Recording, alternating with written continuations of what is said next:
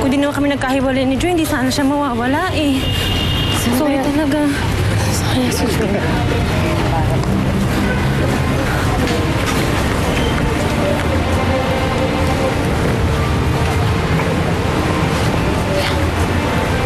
Benji?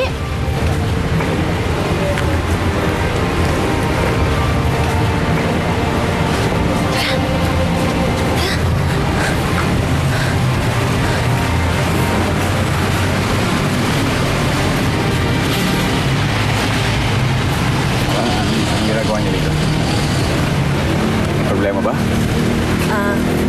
Ano kasi... Benji? Hindi mo ba talaga kami titigilan? Pag-usapan na natin to, hindi ba? Tama lang. Benji, pagod na ako. Uwi na tayo. Papahinga na kami ng anak mo.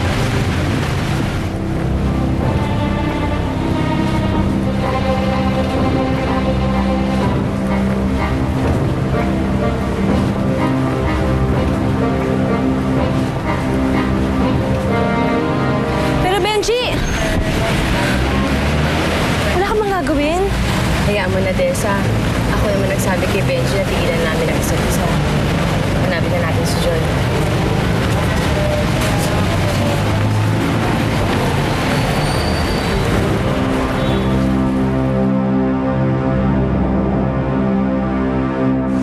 Puntahan ko na muna si Lola kay Tikyo. Sige. Benji, babalik ka ha? Kasi kung magsisimula tayo ulit, dapat nandito ka, di ba? Saka na natin pag-usapan kung ano mangyayari sa atin. Pagkatapos ng pagbabang luksa.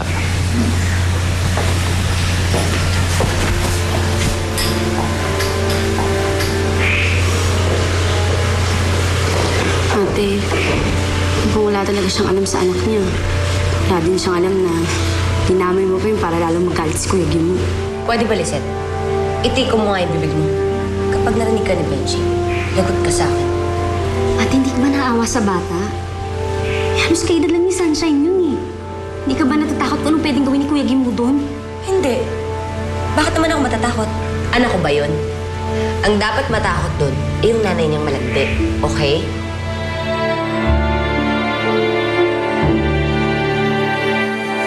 Kesa nag-aalala na ako kay Joy. Hindi talaga ako makakatulog hanggat hindi ko nahanap yung anak ko. Hindi ko alam kung nasan siya. Sigurado naman ako, may awang Diyos, Sharina.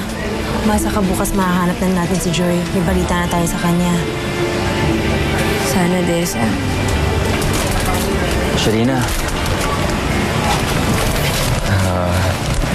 Hindi ko kasi kayang hindi ka makita eh.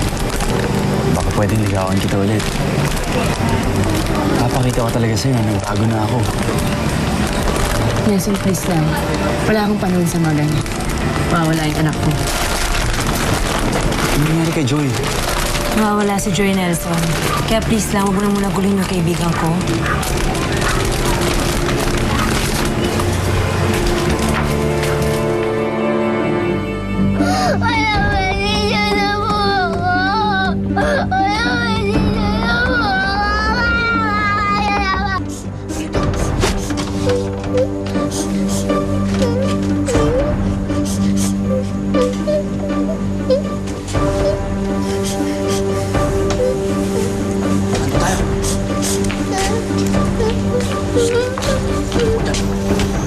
Ano nang iyak mo dyan?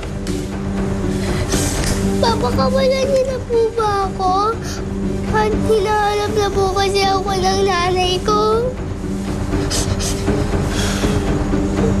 Kumain ka na lang muna. Tapos magbihis ka.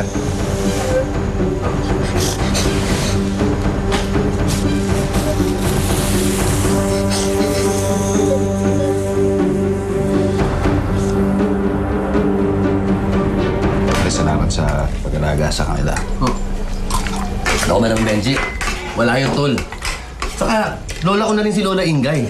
Isa pa, nag-iisa na lang ako dito sa bahay. Eh paano nakipag-iwalay sa akin yung sorta ko? Natakot kay Gimo. Makadis ngayon, pag-uwi ako, may dalawang babae na nag-aantay sa akin. At masarap pa magluto, di ba? Ikaw talaga. Maloko ka talaga, ha? Pag-isip-isip ko na babalikan ko na yung anak namin ni Emmy. Yung batang yun na lang ang natitira para sa akin. Pero kuya, gusto mo ba talagang balikan si Ate Emmy? Baka magsisisi ka lang ulit. Pepay, hayaan mo lang ang kuya mo. Apo, susuportahan ka namin kahit anong gusto mo. Basta ang sa akin lang makita kitang masaya sa anumang desisyon mo. Salamat na.